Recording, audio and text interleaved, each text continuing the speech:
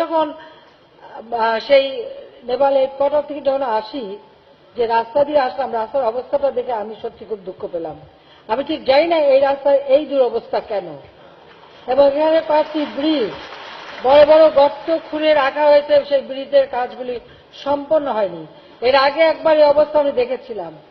তখন আমি আমার মিলিটারি সেক্রেটারি আবিদিনকে বলেছিলাম যে তুমি চট্টগ্রামের মানুষ, অথচ চট্টগ্রামের রাস্তার এই অবস্থা, তুমি আমার এখানে থেকে সেগুলো একটু দেখো না কেন।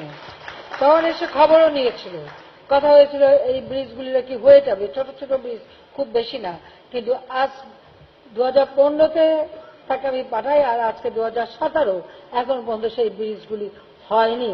আমি মেয়র সাহেবকে জিজ্ঞাসা করলাম যে কেন এই পর্যন্ত হলো না। এটা তো এলজিডি এবং সিটি কর্পোরেশনের করার কথা, তারাই দায়িত্ব নিয়েছেন এবং জায়গা সহযোগিতা করছে।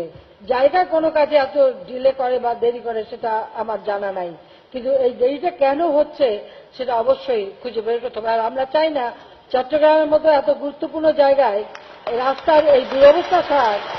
এটা কার গাফিলতি সেটা আমি জানতে চাই।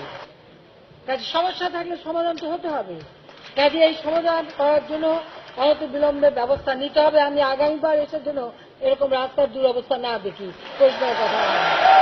প্রকল্প গ্রহণ করুন, ডিপিপি তৈরি করুন, পাঠান, একনেকে আমি চেয়ার করি, কাজে সেটা অনুমোদন আমি দেব। কিন্তু অনুমোদন দেব, কাজ হবে না, কাজে দেরি হবে, সেটা কিন্তু সহ্য করব না। আমি দ্রুত কাজ চাই। কারণ আমরা এখানে আছি জনগণের সেবা করতে।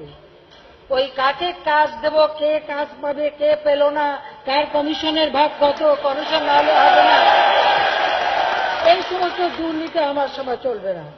কারণ আমি এখানে ওভাবে পয়সা বানাতে আসিনি, ব্যবসা করতে আসিনি, জনগণের সেবা করতে এসেছি, দেশের উন্নয়ন করতে এসেছি।